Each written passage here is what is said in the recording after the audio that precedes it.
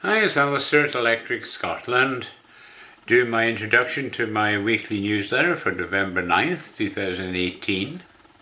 A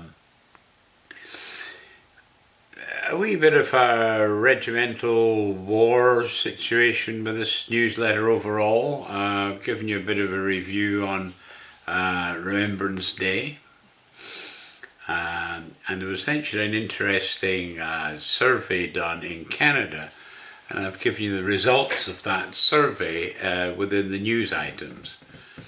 So you might be quite interested to see how young people kind of remember World War One. Okay, so on to the news that I've selected for you this week. Meet the Scot heard round the world working for top US news channel. It says he is heard by more than 300 million television viewers across the United States every week, but the chances are that very few realise the voice belongs to a man broadcasting from the bedroom of his cottage in northeast Scotland. So that might be an intriguing story for you to have a read at. Life Sciences furthering Scotland's innovation reputation. It says our approach to implementing the next phase of the Life Sciences strategy is crucial to maintaining the momentum that keeps us on the path towards our bold target for Life Sciences set almost 2 years ago. Next story is Test Tube Trees, an insurance policy against extinction, ? It says a tiny oak tree emerges from a test tube in the laboratory. Kenneth Roy, 26 March 1945 to 5th November 2018.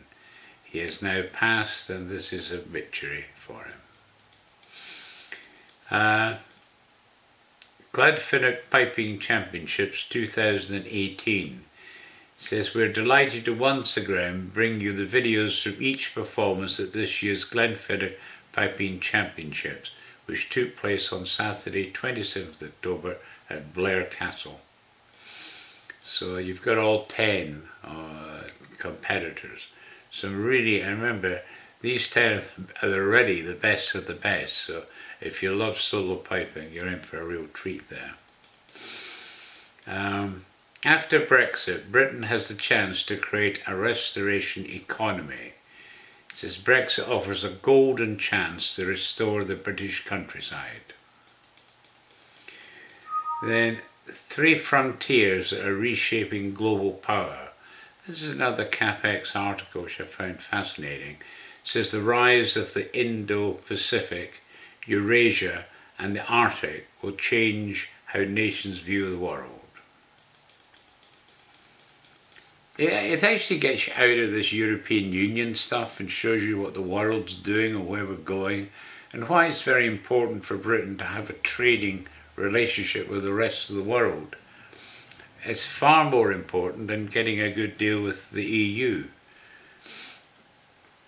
And if you read that article, I think you'll understand why, to be honest with you. Then Brexit will allow us to write a tailor-made agricultural policy. It says 80% of our welfare laws are made in Brussels. So of course Brexit hugely impacts animal welfare. And for no animals is this more true than for farm animals. Then a story from the Scottish Review says a vital message from the front line. And they've got a wee range of amazing stories, so I would certainly encourage you to have a wee read at that. The Scot who began the 2-minute silence. A 2-minute silence on Armistice Day has been observed since the first anniversary of the end of World War I in 1919. What is perhaps less well known is that the idea for the silent reflection came from a Scot who lived in South Africa during the conflict. And the final story is why Macron's EU army wouldn't keep Europe safe. said Macron's call for a European army is motivated by his federalist ambitions, not what is best for European security. And then on to Electric Canadian. Again, we're doing the usual 3 volumes. Canada and its provinces. So I did volume 21, the Pacific Provinces, part 1. I've got the Engineering Journal up for 1961 and the Mining Review for 1919.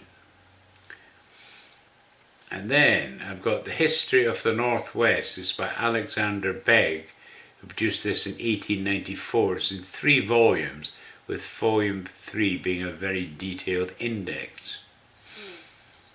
And then about the Romance of Canada, stories from the history of her discovery, exploration, conquest and settlement, edited by Herbert Strang. And then The Creation of Manitoba. This is another one by Alexander Begg, or A History of the Red River Troubles. And then Early Days in Upper Canada, letters of John Langton from the backwoods of Upper Canada and the Audit Office of the Province of Canada, edited by W.A. Langton. Some really interesting stories there. A reminiscence of the early days, written by Mrs. David Fleming Kohlberg in her 82nd year. And it just shows how the pioneering spirit in Canada is very strong. And then I've got 1850, Mackay and the Clipper Age. This is born in rural loyalist community in Nova Scotia. Mackay emigrated at the age of 17 to the country his grandfather had abandoned after the Revolutionary War. But he was a very famous shipbuilder of clippers. The clipper ships, and the fact that he was born in Nova Scotia, obviously of Scottish heritage, it's a good story, that.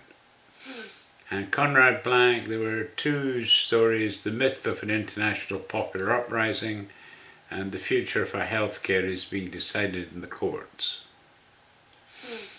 And on to Electric Scotland. Highland Dancing, a wee compilation of Highland dancing which you can watch at. I've given you a link to a page in our community where I've embedded some videos.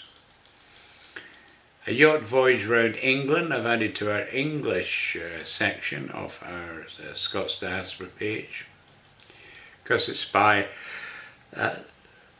yawning my head off. The Scots were actually the folks that went round, so that's where the Scottish Argo comes from. Will Weatherhelm, The Yarn of an Old Sailor, by W.H.G. Kingston. This is a new edition in 1915. Quite fascinating, that one.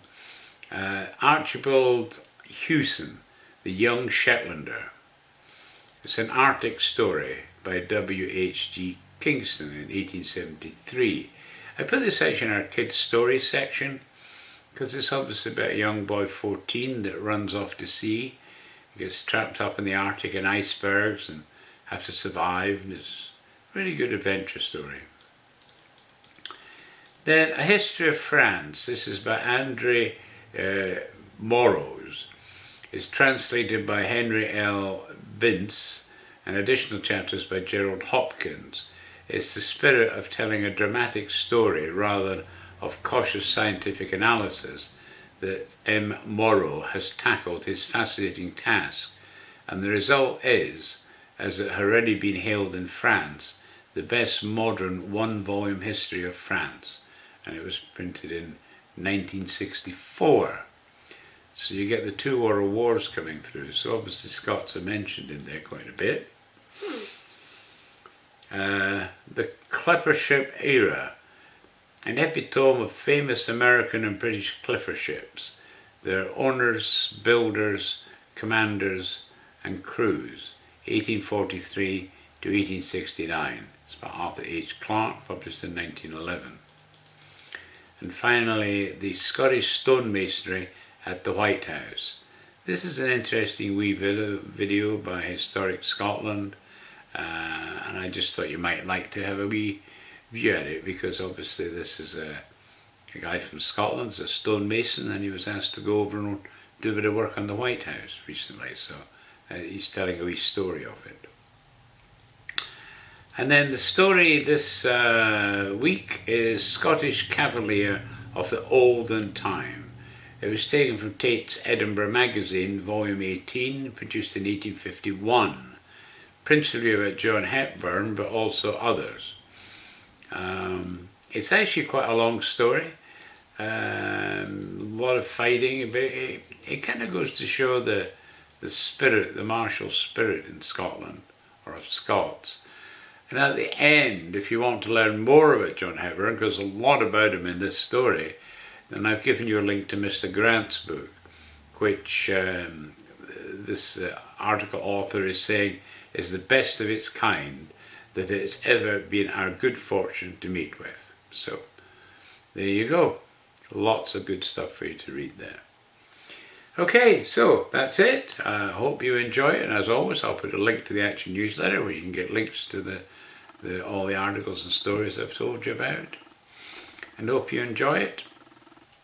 Okay, look forward to hearing from you. Goodbye, have a good weekend.